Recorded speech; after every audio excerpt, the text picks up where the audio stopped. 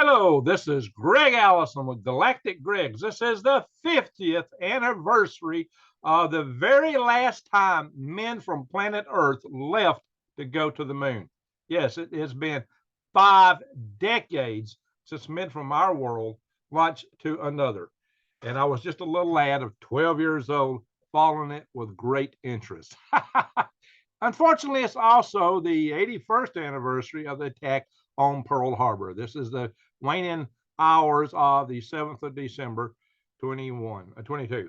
So, my friends, let me tell you what, this was a very exciting mission. And we are just 4 days away from the return of the very next mission or spacecraft that will be carrying humans to the moon, we hope. The Artemis 1 launched Orion capsule is on its way back to Earth for a splashdown.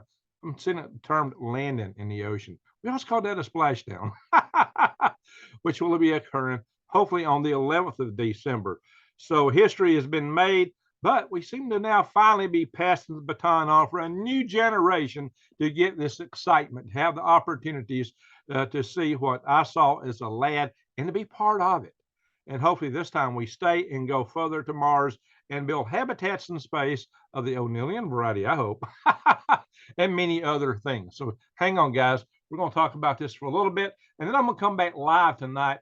We're going to have a chat session, and we're going to talk about other things tonight, like the potential landing of the, the competition for the second lunar lander between Blue Origins and Dynetics, and why I think that may actually be the first lunar lander.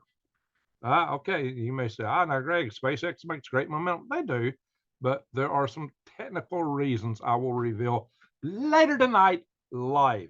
So if you don't catch it tonight, watch it, tomorrow, the next day, whenever you can. I'll try to keep that session reasonable time-wise. My lives tend to go long because I get a lot of Q&A. A lot of people have questions, and that's cool. It is your chance to ask questions. So now, as you might be aware, on December the 17th, 1972, Gene Cernan, who was the commander of the Apollo 17, astronaut Jack Harrison Smith, who was the first and only geologist to ever go to the moon, the only scientist to walk on the moon, flew on the very last mission to the moon.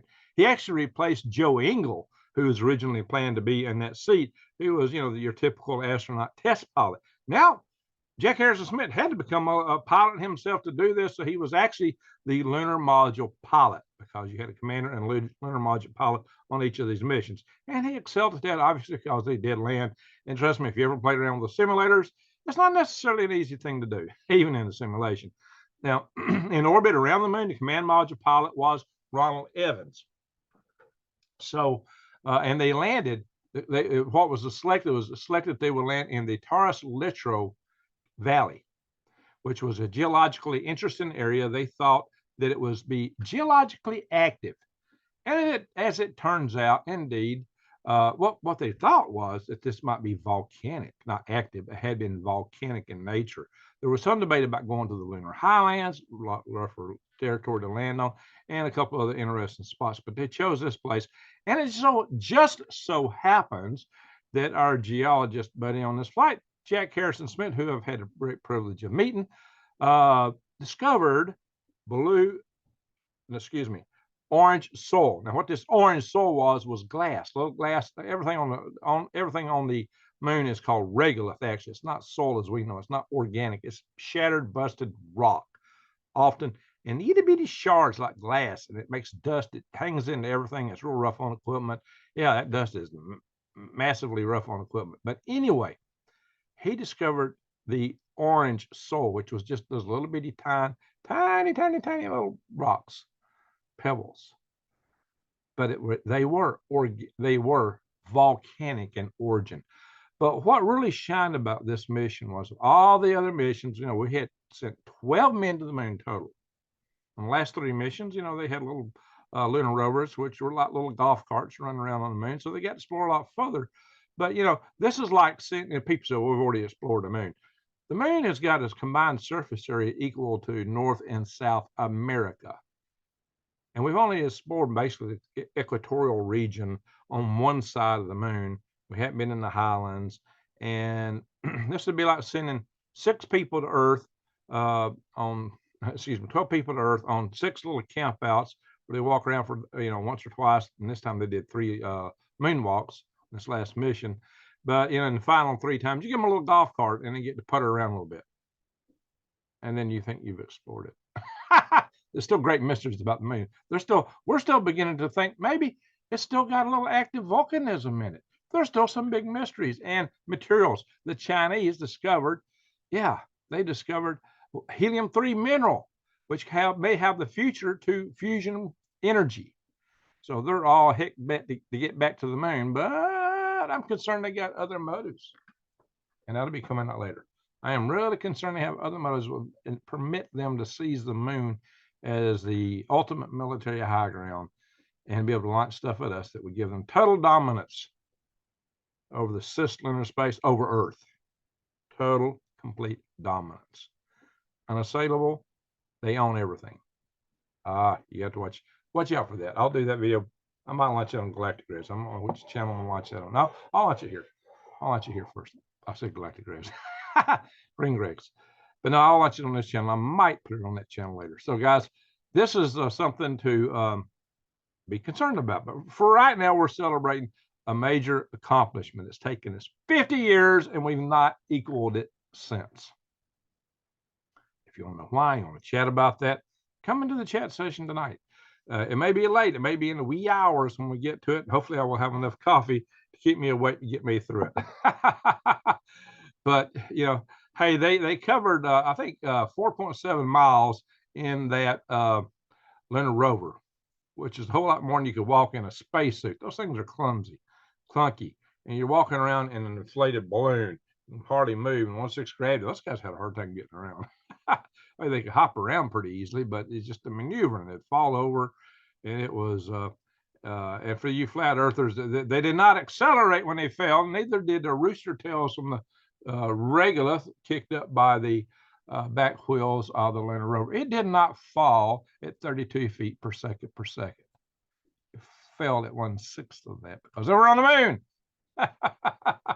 For all you fans of other ideas, no, they were there. And by the way, so this was a very exciting mission. Now, we're going to talk a little bit tonight. Oh yeah, let me come back to this. Jack Harrison Smith.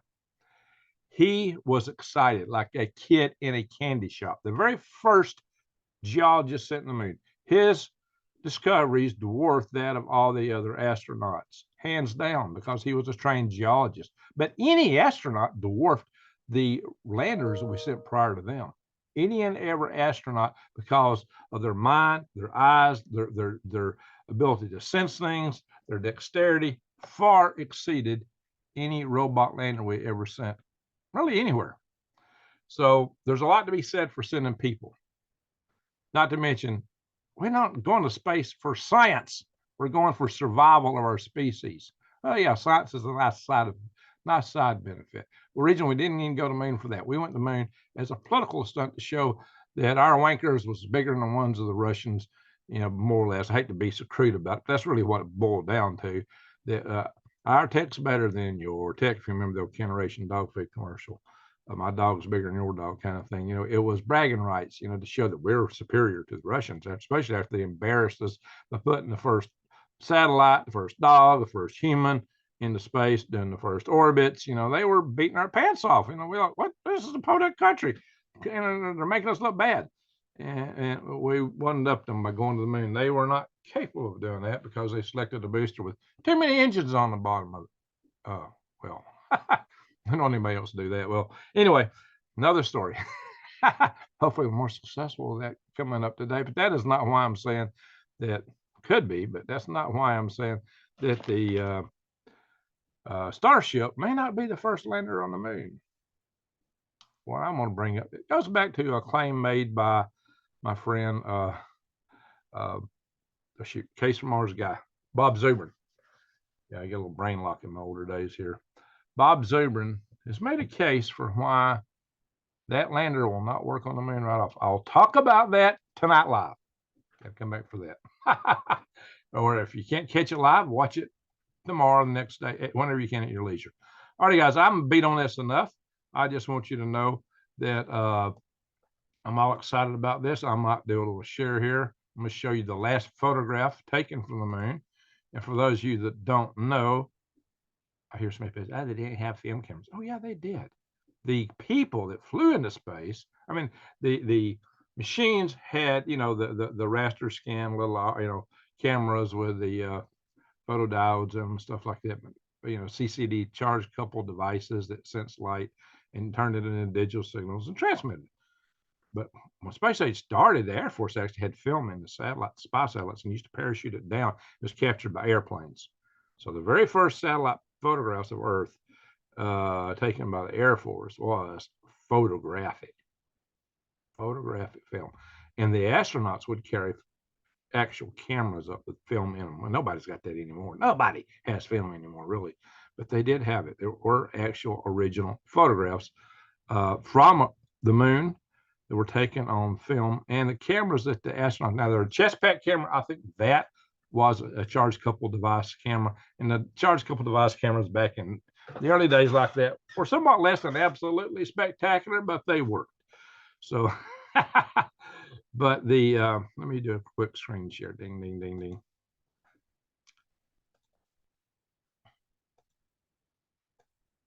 This is it, guys. The last photograph of the moon taken by Eugene Cernan of astronaut Jack Harrison Smith.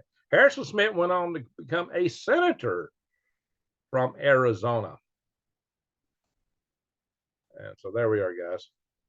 Now look at the highlands behind them. So there were some mountains back there. There were some mountains. I once asked Alan Bean, I said, Alan Bean, let me ask you, could a man get used to the lunar landscape? Because it's all gray. I thought, it might bore you to death, especially after Buzz Aldrin had called it magnificent desolation. Yeah, and I know Buzz. Buzz called my house twice, actually. I know Buzz. He's quoted me. Buzz has quoted me in articles that he wrote. Anyway, so after him calling it magnificent desolation, I just had to know, could somebody get used to it? And Charlie Duke said, oh yeah, he said a man could definitely get used to the terrain of the moon. That was good news to hear. So there we are, guys. That was the last actual photograph taken from the surface of the moon. As you might be aware, they had cameras on the lunar rover, which had a direct satellite link to Earth, and they were able, with the last few missions, to actually videotape the blast off of the ascent module of the lunar lander, so they could see them actually leave the moon surface. Oh yeah, and for those that don't know, there was also an equipment bay on the descent stage of the lunar module that had a door that extended out and a camera on it, from which they filmed things. That a lot of people say, how did they do that? Who's that? No, that's where the camera was, guys. And those are engineering drawings that predate by years the lunar landing. So if you want to see that stuff, it's out there. It is out there. It is definitely out there. So what are we talking about tonight? Again, we might touch on this topic briefly. This is some artist work up, because look at them footprints next to the craters. That perspectives are totally wrong. This is an artist. Ouch. It's a Getty image too. There we go for that. Yeah, it's a fake photo, bad photo. I don't care nothing about it. We'll talk about Blue Origins and Dynetics and versus SpaceX. And I'm a fan of all three of them for getting to the moon. For this second lunar contract, I will tell you which one I tend to favor a little bit, and I'll tell you why. All right, guys, enough said for this.